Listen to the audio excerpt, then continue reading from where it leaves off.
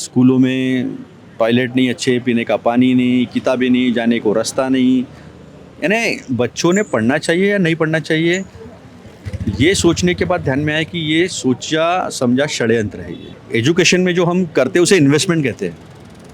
किसी इंडस्ट्री में जो इन्वेस्टमेंट होता है ना, उससे ज़्यादा बड़ी इन्वेस्टमेंट एजुकेशन में होती है। तुम्ही जर लाडक्या बहिणीसाठी 335 कोटी 70 लाख हा आदिवासी डिपार्टमेंटमधून तुम्ही त्यांना निधीतून पैसा देऊ शकता, मग आमच्या आदिवासी पोरांना जर एज लिमिट ठेवलं म्हणजे त्यांच्या शिक्षणासाठी पैसा नाही आहे का? हे सरकारला दिसत नाही का की आमच्या मुली आणि मुलं इथं 5 दिवस झाले, आजचा 5वा दिवस सुरू आहे, इथं आंदोलन करत, त्यांना आमची परिस्थिती नाही दिसत आहे का? होल कम्युनिटी को डिपार्टमेंट क्या बोलता है कि आदिवासी विकास, मतलब विकास हो रहा है। तुम्हें विकास कर रहे हो कि विनाश कर रहे हो? यहाँ पे एक क्वेश्चन मार्क हमारे दिमाग में आ जाता है कि तुम ऐसे पॉलिसी बना रहे हो कि वो स्टूडेंट पढ़ना चाहिए का नाही पढ़ना चाहिए. हे जे 30 वर्ष आहे, हा 30 वर्ष माझ्यासाठी तर अट मान्यच नाही आहे. 30च्या अभाव सुद्धा आपण शिकू शकतो असं संविधानाने मानवी हक्क दिलेला आहे. कभी महाविद्यालय के एडमिशन के लिए लड़ाई कर रहे हैं, स्कॉलरशिप के लिए लड़ाई कर रहे हैं, हम लोग हॉस्टल के एडमिशन के लिए लड़ाई कर रहे हैं, यादी लगाना है लड़ाई करो, डीबीटी मांगना है लड़ाई करो, हर चीज़ संघर्ष से गुजर कर जा रही है. हमारा संविधान है, कॉन्स्टिट्यूशन. बोलते हैं कि education is the most powerful weapon, है ना सर. सो हम एजुकेशन के दम पे हम आगे कुछ कर सकते हैं, वो हमारा बौद्धिक विकास हो सकता है. स्वागत करता हूं मैं ओमराज सरदार आप सभी का आवाज़ इंडिया की इस आवाज़ विशेष शो में. इस वक्त हम लोग अमरावती रोड पर स्थित आदिवासी कार्यालय के सामने खड़े हैं. अपर आदिवासी विकास विभाग के समक्ष खड़े. यहाँ पर काफ़ी सारे विद्यार्थी इकट्ठा हुए हैं. ये सारे लोग अपनी मांगों को लेकर पिछले 5 दिनों से यहाँ पर बैठे हुए हैं. 5 दिनों से धरना आंदोलन चल रहा है. 14 अगस्त 2026 को एक जीआर निकाला गया. उस जीआर के बाद इनका आंदोलन और ज़्यादा तीव्र हुआ क्योंकि जीआर में कुछ ऐसी बातें लिखी है जो इन्हें कतई मंजूर नहीं है.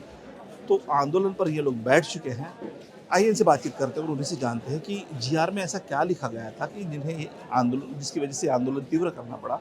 कुछ एजुकेशन क्राइटेरिया और कुछ मांगों को लेकर यहाँ पर है. चलिए उनसे बातचीत करते हैं. सर, गत 5 दिनों से यहाँ पर विद्यार्थी धरने पर बैठे हुए हैं और मैं यहाँ पर ये देख पा रहा हूँ कि आपके हाथ में एक वार्षिक नियोजन आराखड़ा का किताब भी नजर आ रहा है.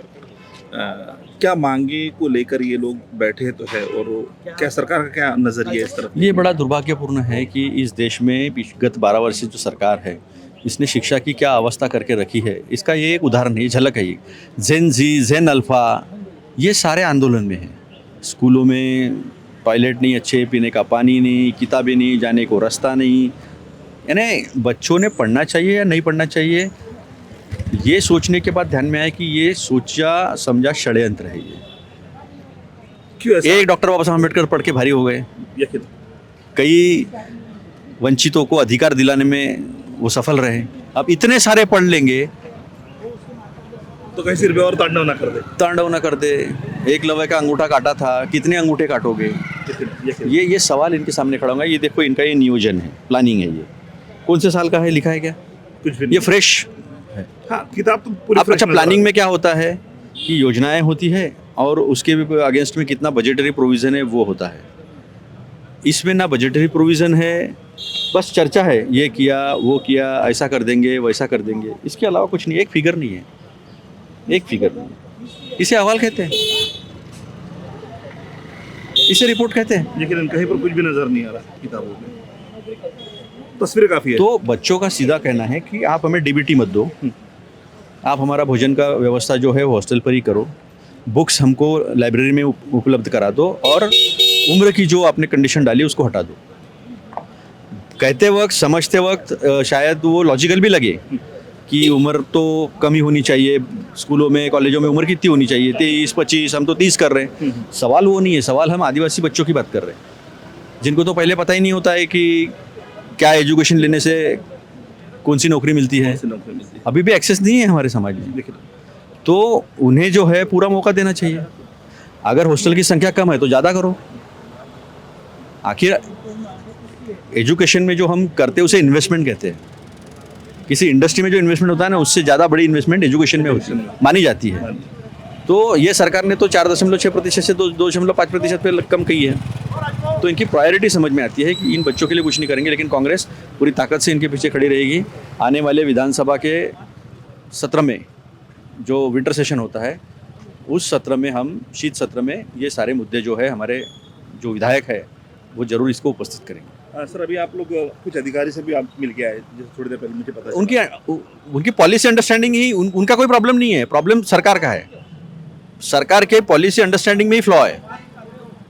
उनको मैंने समझा क्या बताया कि एमपीएससी में उम्र का क्या आपने मर्यादा रखी है, 38 ओबीसी के लिए, SC ST के लिए 43, 38 ओपन के लिए, यूपीएससी में 32, टीईटी में शायद दो पीजी करना पड़ता है, प्रोफेसर के लिए 3 पीजी करना पड़ता है। ये आदिवासी बच्चे हैं, अपने बच्चे हैं ये, इनके लिए थोड़ा सा अलग सोचना पड़ेगा, इनको आगे लाने के लिए अलग प्रयास करने पड़ेंगे, ज़्यादा प्रयास करने पड़ेंगे। और सीखना चाहते हैं ना, कोई क्रिमिनल है क्या ये सीखना चाहते हैं, शिक्षा मांग रहे हैं ये।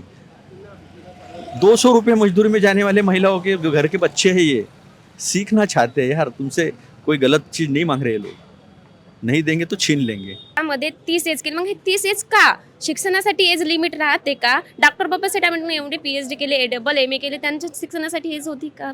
शिक्षणासाठी एज राहणंच नाही पाहिजे ना। तुम्ही जर लाडक्या बहिणीसाठी 335 कोटी 70 लाख हा आदिवासी डिपार्टमेंटमधून तुम्ही त्यांना निधीतून पैसा देऊ शकता, मग आमच्या आदिवासी पोरांना जर एज लिमिट ठेवलं म्हणजे त्यांच्या शिक्षणासाठी पैसा नाही आहे का? हे सरकारला दिसत नाही का की आमच्या मुली आणि मुलं इथं 5 दिवस झाले, आजचा 5वा दिवस सुरू आहे, इथं आंदोलन करत, त्यांना आमची परिस्थिती नाही दिसत आहे का? असं म्हणायचं म्हणजे हा मला GRच काय, हा GR रद्द करायचा। सर हे माहिती नाही, जर त्यांनी विचार केला असताना जेव्हा 14 ऑगस्टला GR निघाला त्या दिवशीच दुरुस्ती करायला पाहिजे होती। नाही सगळं आमची मागणी होती नाही की आम्हाला एज लिमिट नको, मग त्यांनी जर त्या 14 ऑगस्टला जो GR निघाला त्यामध्ये दुरुस्ती करून का बरं 30 ठेवले असं म्हणतात। मैं सूरज पेंदा, मैं LLM का स्टूडेंट हूँ, अभी मैं फर्स्ट ईयर में हूँ। तो हमने 13 तारीख को जैसा 5 अगस्त 2026 का जो GR आया वहाँ पे हमने पढ़े और वहाँ पे देखे कि बहुत सारे ऐसे जो हमारे ऊपर गदा आने मतलब हमारे ऊपर प्रतिबंधित लगाने वाले कुछ वहाँ पे पॉइंट डाले हैं। उसके बाद हमने 13 तारीख किस तरह के पॉइंट्स, प्रतिबंधक पॉइंट्स जो आप कर रहे हैं, रिस्ट्रिक्शन जो लगाए गए वो किस तरह के रिस्ट्रिक्शन? हाँ, वहाँ पे ऐसे रिस्ट्रिक्शन थे वहाँ पे कि आप आंदोलन नहीं कर सकते हो, आप मीडिया के सामने बात नहीं कर सकते हो, जैसे कि आपकी कोई दिक्कतें होंगी हॉस्टल की जो रिलेटेड हॉस्टल की रिलेटेड है वो आप अपर आयुक्त को नहीं बता सकते, नहीं बता सकते। किसके साथ शेयर करेंगे? आपस में सॉल्व आपस में होगी या हाँ, वही नहीं समझ सकता, हाँ वही नहीं समझ रहे कि तुम संविधान को पढ़ के नहीं आए हो या संविधान को नहीं मान रहे, ऐसा हम व्यतीत होता है। तो हम लोगों ने ये एक बार हमने मैडम के साथ बात की है, संवाद से की है, उसके बाद मैडम ने बोले कि हम ऊपर के साथ बात करेंगे, हम कम्युनिकेशन करके बात करेंगे। और हमने फिर रिक्वेस्ट की मैडम से, निवेदन दिया, तो उसके बाद फिर मैडम ने एक कॉन्फ्रेंस ली एक मुख्य सचिव के साथ और आदिवासी, पहले मुख्य सचिव के साथ बात हुई, उसके साथ हमने पॉइंट डिस्कस किए, उसके बाद वो चीज़ों उन्होंने एक्सेप्ट की है कि वो हमारी तरफ से उन्होंने आपने डिस्कस किया और वो एक्सेप्ट यस, वो ड्रेस कोड का, पहले ड्रेस कोड में क्या था कि 1000 रुपये का ड्रेस, पहले 2000 का ड्रेस कोड था, साल में 2000 रुपये मिलते थे अभी, हाँ ड्रेस के लिए। फिर 5 अगस्त 2026 के GR में उन्होंने 1000 रुपये कर दिए। अच्छा, मतलब बढ़ती महंगाई के हिसाब से कम कर दिए। यस, वही है कि यार बढ़ाना चाहिए लेकिन उन्होंने कम कर दिया, तो वो एक पॉइंट था। और उसके बाद आप एज क्राइटेरिया था, एज क्राइटेरिया क्या था कि तुम अगर स्कॉलरशिप मिल रही है तुमको तभी तुम आदिवासी डिपार्टमेंट जो कि हॉस्टल है वहाँ पे एडमिशन कर सकते हो, उसके बाद नहीं कर सकते। अगर स्कॉलरशिप नहीं मिल रही है तो नहीं कर सकते। और वहाँ पे एक ये एज क्राइटेरिया था कि 26 हो गए तुम्हारा एज तो तुम वहाँ पे इनएलिजिबल हो जाओगे, उसके बाद तुम हॉस्टल में एडमिशन नहीं ले सकते। उसके बाद तीसरा एक पॉइंट था परिशिष्ट और वहाँ पे 7वां 8वां 9वां पॉइंट लिखा था कि तुम एक तरीके से सीक्वेंस वाइज चलो, जैसे कि तुम अगर 11 किए फिर उसके बाद 12 किए तो उसके बाद तुम BA करने के बाद MA करना, दूसरा नहीं कर सकते हो, तुम MHW नहीं कर सकते, तुम एक ही सीक्वेंस से जाओ। मतलब यहाँ पे राइट टू चॉइस का वायलेशन हमको दिखाई दे रहा। तो उसके बाद हमने डिस्कशन किया, उसके बाद उन्होंने समझा उस चीज़ को कि यार ये गलत हो रहा है इनके साथ वगैरह। तो फिर उनको भी एक रियलाइज हुआ कि इसको हटा देना चाहिए। मेरे को बताओ, मुख्य सचिव को आपको ये बातें समझानी पड़ी कि ये चीज़ें गलत है, वो मुख्य सचिव होने के बाद भी उनकी ये बातें ध्यान में नहीं है, ये आरोप है आपका? ये हमारे डिपार्टमेंट की एक चिंताजनक बात है कि हमको समझाना पड़ रहा है। और यहाँ पे एक स्टूडेंट की बात नहीं है, ये होल कम्युनिटी की बात है। अगर आपने होल कम्युनिटी को डिपार्टमेंट क्या बोलता है कि आदिवासी विकास, मतलब विकास, विकास हो रहा तुम्हें विकास कर रहे हो कि विनाश कर रहे हो? यहाँ पे एक क्वेश्चन मार्क हम क्यों हमारे दिमाग में आ जाता है कि तुम ऐसे पॉलिसी बना रहे हो कि वो स्टूडेंट पढ़ना चाहिए या नहीं पढ़ना चाहिए।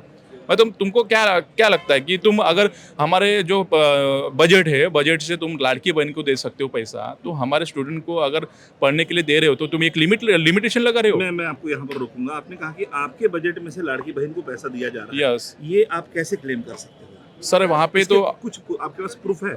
या देखो सर, वहाँ पे आदिवासी मंत्री ने भी ये कहा कि हमने जो बजट एक्स्ट्रा का डाला है वो हमने ये बाल विकास में जाने के लिए भी डाला है, जो आदिवासी विभाग में आता है, ज़्यादा बजट दिया है बोले। मुख्यमंत्री साहब का एक वहाँ पे स्टेटमेंट है कि जो निधि है, एक्स्ट्रा की निधि हमने इसके लिए दी है क्योंकि वो ट्रांसफर करने के लिए दी है। अच्छा। और वहाँ पे एक बाल विकास जो बाल मंत्री है जो अपने उनकी डिपार्टमेंट की, उन्होंने बोले कि तटकरे मैडम, उन्होंने बोले कि आदिवासी डिपार्टमेंट से भी अपने को ये बजट आया है। तो ये हम नहीं कर रहे, वो उनकी तरफ से आया, गवर्नमेंट की तरफ से वो स्टेटमेंट आ रहा है। तो हम यहाँ से हम बोल रहे हैं कि हम क्लेम कर रहे हैं कि हमारे समाज का जो निधि आ रहा है, तो हम क्यों, हमारे समाज का निधि क्यों तुम ट्रांसफर कर रहे हो? अरे हमारे समाज का तुम वहाँ पे ये करो, लेकिन हमारे समाज में आ रहे तो तुम एक वेलफेयर के लिए लगा सकते हो ना। बिल्कुल। इसकी वजह से तो इस मतलब समाज में और ज्यादा ग्रोथ होना चाहिए, वो ना करते हुए उसको वो कम कर रहे हैं, ट्रांसफर कर रहे हैं। यही हम कहना चाहते हैं कि हमारे डिपार्टमेंट को जो भी निधि आ रहा है, जो आदिवासी विकास करने के लिए आ रहा है, ना कि हमको उनको कम मतलब ख़त्म करने के लिए। तो मेरे यही रिक्वेस्ट रहेंगी अपने आदिवासी डिपार्टमेंट से, आदिवासी मंत्री साहब से, कि आप जो कर रहे हो वो थोड़ा सोच समझ कर कीजिए, क्योंकि एक समाज की आपके ऊपर एक रिस्पॉन्सिबिलिटी दी है, तो उसको फुलफिल कीजिए, ना कि उसको कुछ आपके पॉलिटिकल प्रोपोगेंडा से उसको डाइवर्ट कीजिए। हमारे जो एज लिमिट है उसके अलावा और भी पॉइंट्स हैं कि हमारी जो लड़कियों के लिए जो बिल्डिंग है, ठीक है, तो वो हमारे लिए गवर्नमेंट बिल्डिंग नहीं है, वो उन्होंने रेंट से लिया और वहाँ पे लड़कियाँ रह रही है। तो इसमें फिर सेफ्टी की भी बात आ जाती है। अभी तो इतने सारे रेप केसेस हो रहे हैं, कभी भी रेप केस हो जाएगा किसी के साथ तो फिर वो बच्चियाँ क्या करेंगे फिर? तो उसके लिए रिस्पॉन्सिबल कौन रहेगा? उसके लिए गवर्नमेंट ही है ना रिस्पॉन्सिबल। हम जो मतलब एटलीस्ट हमारे 1000 कैपेसिटी वाली एक तो गवर्नमेंट बिल्डिंग चाहिए हमारे लिए, लड़कियों के लिए।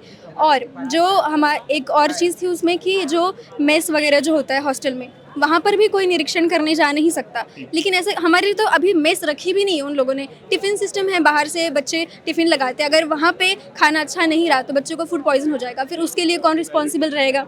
हाँ, तो वो वही है कि वहाँ पे कोई पेरेंट्स नहीं जा सकता। हॉस्टल की जो कंडीशन है, अगर पेरेंट्स देखेगा नहीं बच्चे कैसे रह रहे तो उन्हें कैसे पता चलेगा?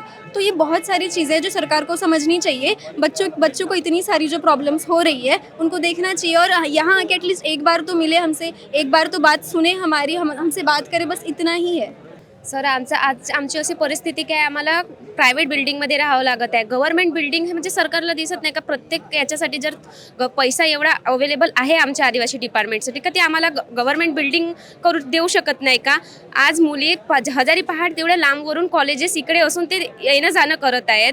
त्यांना दिसत नाही का मुलींची परिस्थिती? मुलांसाठी जसं गव्हर्नमेंट बिल्डिंग आहे तसं मुलींसाठी गव्हर्नमेंट बिल्डिंग राहू नाही शकत का? त्यांना आता एवढे घटना घडत आहेत मुलींसोबत, येणं जाणं, ते कधी सायंकाळ होते, प्रोग्राम राहते, कधी कॉलेजमधून तेच येणं जाणं, ते तेवढ्या लांबवरून येणं जाणं आम्ही करतो. त्यांना ते दिसत नाही का? आमच्यासोबत जर काय झालं तर हे कोण बघणार आहे तिथं? मग त्यांना का जागा मिळत नाही का गव्हर्नमेंट बिल्डिंग? ते प्रायव्हेट बिल्डिंग आम्हाला शोधू शकतात, तेवढा त्यांच्याकडे फंड आहे. मग आम्हाला गव्हर्नमेंट बिल्डिंग अवेलेबल करण्यासाठी त्यांच्याकडे फंड नाही आहे का? माझं नाव आहे केशव कुडसंगे. मी MA अर्थशास्त्र प्रथम वर्षाचा विद्यार्थी आहे.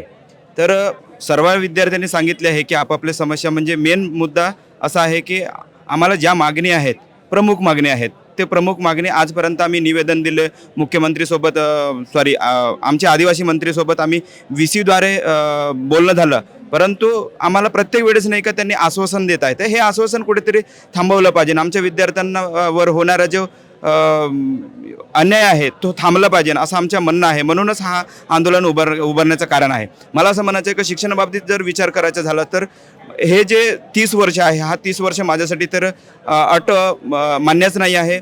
30च्या अभावसुद्धा आपण शिकू शकतो असं संविधानाने मानवी हक्क दिलेला आहे. तर ते हे मानवी हक्क हिरवण्याचा परिणाम का करत आहे असं मला ह्या जे जिहारद्वारे आलेलं जे अट आहे तो रद्द करावा.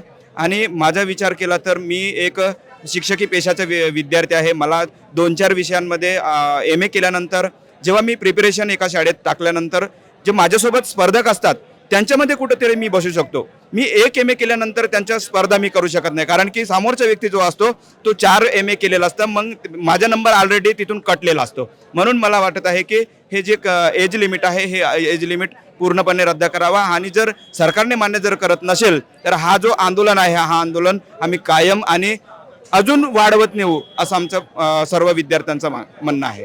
देखिए, गवर्नमेंट की तरफ से हलचल चल रही है. हमारे आयुक्त मैडम की तरफ से जो मैसेज आ रहा है कि ट्राइबल मिनिस्टर और सेक्रेटरी हमारे साथ बैठने के लिए इच्छुक है. हम भी उन लोगों के साथ बैठने के लिए इच्छुक है, लेकिन उनकी वो एक कंडीशन है कि बैठने के पहले आप विद्यार्थियों को हॉस्टल भेज दो, उसके बाद अपन 2 दिन के बाद बैठते. हम लोगों ने बोला 2 दिन ही सही, 4 दिन के बाद बैठो, नो प्रॉब्लम, बट हम यहाँ पे बैठेंगे. उसके बाद चर्चा होगी. चर्चा के बाद अगर पॉजिटिव GR आप लोग निकालते हैं तो ही हम लोग यहाँ से उठेंगे.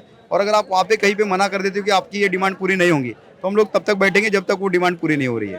और आप लोगों ने जिस तरह से जेनजीज ने एक ठान लिया था वैसा हाँ। आप लोगों ने भी ठान लिया है अभी। बिल्कुल बिल्कुल, हम लोग ठान लिए इसलिए है, किसी आंदोलन का रेफरेंस लेने से ज़्यादा अच्छा है आदिवासी विद्यार्थियों का आंदोलन ही इतना परिपक्व होता है कि वो उसको लड़ता है. बात यहाँ पर है कि ये वरिष्ठ अधिकारियों की, वरिष्ठ नेताओं की या मार्गदर्शक तत्वों का रिस्पेक्ट करना जानता है. दैट्स वाई हम लोग लास्ट टाइम जितने भी आंदोलन पीछे में हम लोगों ने किए हैं उन आंदोलनों में बैकफुट में इसलिए गए कि हमारी रिस्पेक्ट थी उनके प्रति, विश्वास था हमारा उनके प्रति. बट उन लोगों ने जो हमारे साथ धोखेबाजी की, विश्वासघात किया कि उन लोगों ने हमारे आंदोलन तोड़े, बाद में हमारे से चर्चा किए. अब हमारी डिमांड्स है 17 या 20 यादियों की कि ये 20 हमारे क्वेश्चन है तो उसको पूरा करो. उसमें से किसी एक टैगलाइन को हटा देने का, पूरा कर लेने का और बाद में बोल देने का इसको बाकी की चीज़ों को हम विचाराधीन रखेंगे. बट हम लोग अभी इस चीज़ को लेकर सक्षम नहीं है. हम बच्चे हैं, पढ़ने लिखने वाले बच्चे. जिस बच्चे ने आज लाइब्रेरी लैब में रिसर्च करना चाहिए था, पढ़ना चाहिए था, नौकरी के लिए लड़ना चाहिए था, वो बच्चा सड़क पे आके क्या कर रहा है. हम 365 दिन में से तो 300 दिन लड़ने के लिए लगा देते. कभी महाविद्यालय के एडमिशन के लिए लड़ाई कर रहे हैं, स्कॉलरशिप के लिए लड़ाई कर रहे हैं, हम लोग हॉस्टल के एडमिशन के लिए लड़ाई कर रहे हैं. यादी लगाना है, लड़ाई करो. DBT मंगना है, लड़ाई करो. हर चीज़ संघर्ष से गुजर कर जा रही है. तो हम लोगों ने एक सोचा है कि ये साल भर थोड़े थोड़े संघर्ष करने से ज़्यादा अच्छा है एक साथ बड़ा संघर्ष करते. तो हम लोग रोज़ तो भूखे रहते हैं. आज अगर हम लोगों को महीना 2 महीने भूखे रहने की ज़रूरत पड़ रही है, नो प्रॉब्लम, भूखा रह लेंगे. हम लोग बच्चे 10, 20, 30 रुपये यहाँ वहाँ से इकट्ठा करके हमारा नाश्ता, एक टाइम का खाना खा रहे हैं, एक टाइम का नहीं खा रहे. कोई दे रहा तो ठीक है, नहीं दे रहा तो ठीक है. हमने किसी से गुहार नहीं लगाई कि तुम लोग हम लोगों को लाके दो. हम लोग सक्षम है, विद्यार्थी वर्ग, हमारे माँ बाप मजदूरी कर रहे हैं और उस मजदूरी में से 150 रुपये हम लोगों को भेज रहे हैं. तो हम लोग उससे अपना गुजारा कर रहे हैं और वही गुजारा इतना मजबूत आंदोलन करेगा. अगर ये लोग अभी भी हमारी बातों को सीरियस में नहीं ले रहे या विद्यार्थियों के आंदोलन को संज्ञान में नहीं ले रहे, हम आह्वान कर रहे हैं विदर्भ के बच्चों को सबको नागपुर में बुलाएंगे और उनके खाने पीने का अगर हमको अपनी किडनी बेचकर भी करना पड़ा तो हम अपने आप को भेज देंगे, उनका खाने पीने का अरेंजमेंट करेंगे.